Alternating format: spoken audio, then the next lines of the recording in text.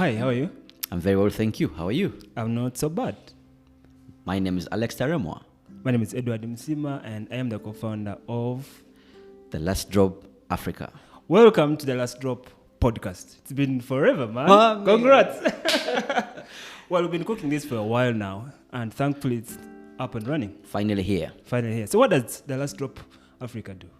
The Last Drop Africa is a product of the Green Journalism Uganda Limited. We are a climate change storytelling platform that focuses only on environmental issues.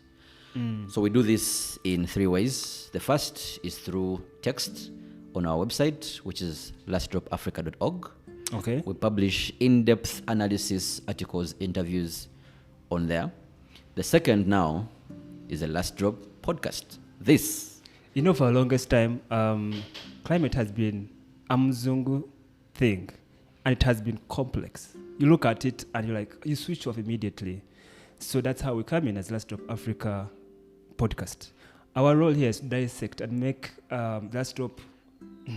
climate change issues very tangible and very easy to understand for everyone, from Muntu Awansi, someone from Bushenyi, someone from Cheruhura, someone from Gulu, that they can understand the situation that we are in. So we're going to break the ice, split the atom, break these concepts into small, granular, understandable phenomena that we interact with in our daily lives. That we interact with in our daily lives. Like that story we did about grasshoppers. Yes, because for the longest, like last year, I drove around, I couldn't find a last insane. And if you could find it, in how much it was? It was about what? 20K? Compare it with our the usual childhood moments. It was about like 1K, 2K.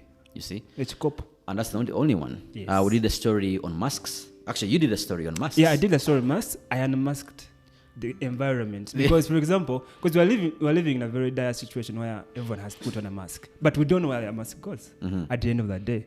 The threat to the environment. Exactly. Some of these masks are decomposable. It sounded like good politics for the government to say we're going to buy 35 million masks. No one asked them, where is it after wearing this mask, yes. where am I going to put it? You're creating a crisis. You called it a mask pandemic. You created another pandemic for the environment. Yes. Does someone in Chukuba understand that a mask if they dump it somewhere, will it create a crisis or not? You've spoken Runyankore, and I've remembered the campaigns that we're about to roll out, especially in Kazo, our home constituency, our home district. I can't wait for it, man. Me neither. We are starting at home with the campaigns that are not exactly storytelling, but we want people to know that everyone has a responsibility towards making the environment safer, more sustainable, adaptive. And the most easier solution to reducing temperatures is actually planting trees. Yes, because last year I remember there was a lot of echanda. I remember my parents were asking me, our cattle don't have water. You understand? Did they mention how much charcoal is being burnt in that district? Exactly. They couldn't see why they don't have water. Is there a law in Uganda that stops people from cutting trees to burn charcoal? I wish there was a law. Why is that trade still booming? That's when politicians come in. We have laws. We have a law against polythene bags. Does everyone understand that? Haven't you seen supermarkets having these polythene bags? They're everywhere. That's how our podcasts come in. If you cannot implement a law, it must be now the onus of me as a person. Actually, I, for one, when I go to supermarket, you don't pack for me any stuff in a kavera and I'll take it. I go with my own packaging, so you put for me. Because you see, solutions are around us. Solutions are in our hands. And there are lots of young people who are coming up with all these innovations, but they don't get as much media presence as they should. Like last time, we went to that art exhibition. So what that young lady was doing with amazing stuff, recycled plastics. Yeah, there are so many young people in Uganda, and then there are politicians who are out in parliament, and no one is even asking how much money in the national budget this year will be going to climate change. Maybe they don't have platforms. There's that, but also, did you know that when we were in the elections last year, not one politician had a mention of climate change in their manifesto? Politician. Okay. I know, and we should be consulted. We should be stakeholders. In fact, we are. We're about to give birth to children. What kind of planet are we going to leave for them? Because, Alex, you see, this world is not for me and you. Yeah, I'm not here forever. It's for everyone. Even in biblical terms, God put us here to be stewards, to protect the stuff. Hey, you know your Bible, right? But now it's been us who have literally robbed the planet of the life that God put in it. So when we kill this off, where do we go? Mars?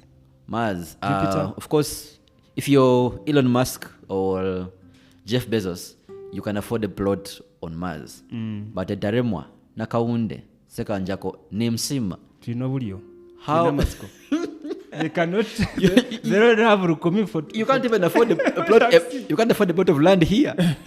How will you get one on Mars? Exactly. So we need to put in the work. We need to collaborate. We need to partner. We need to know that the solutions are within our hands, and most of them are actually not expensive to do. Yes. It doesn't cost you money to dispose your Cavera very well.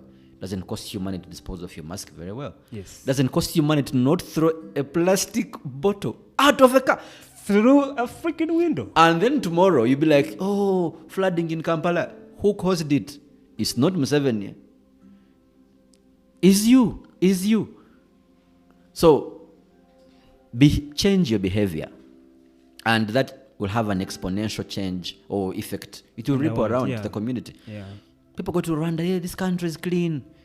Why can't it be here? It's implementing. This is not Rwanda. Borders are Oh, open. the border's open.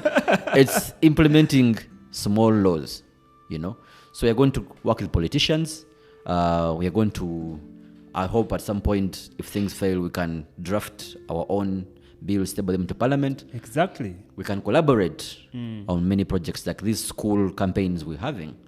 Go to a school and teach the next generation how to behave better than the previous generation, because they are the ones who are going to be the custodians of the earth now. Yeah, and we have to actually give respect to some people that are actually doing something. Yes. Like, for example, Tasso Butonde. I think it's a brilliant initiative. It's a very good campaign. Yes, I see what Nema is doing, Mm-hmm. but there's many players need to actually come through together so that we can rid the world of this crisis that we're actually in. We've been having conversations with even the Church of Uganda, the Catholic Church. They're the biggest. They have biggest platforms. To air out. And the church is almost one of the biggest landlords in this country. If we use some of that land to plant some of these trees and some of their schools, to move some of these messages, we'll be getting somewhere. Exactly. So at Last of Africa, this is not for me and you. It's for everyone out there. So if you have something that you want to air out about climate, please walk in. Where are we located? We're located in Chiwatle, in Kampala, but then we're coming to the place near you. Yes. For example, on social media. Yes, we are on social media. On Facebook. But Facebook is what? It's blocked. It's blocked. But on Twitter, for now, on Twitter, follow us at Last Drop Africa, and on Instagram, Last Drop Africa as well. Our website is up and running. You can submit your stories. Yes. Anything you want to air out about climate. And every Friday, this is very exciting. Every Friday, we are answering a climate question. You submit something that has been bothering you. You can understand it very well. We shall have an expert on this table, on this microphone, on this podcast, answering that question. Exactly. So what are your last words? My last words is we have no other planet, man. We have to put our efforts together. We have to work with people we never thought we would work with, because climate change doesn't have political affiliation. It doesn't have religion. It doesn't have gender. This is a global phenomenon, and it's coming for us faster than we can. Did you ask yourself why every year is the hottest year? For some reason. Do you ever pause and ask yourself why? And ask yourself where it's going to stop. Assuming you reach that 1.5 degrees Celsius hotter by 2030, what will the world be like? Hot as what? That is what we are about to break it down to you. And what can we do about that? Is what we have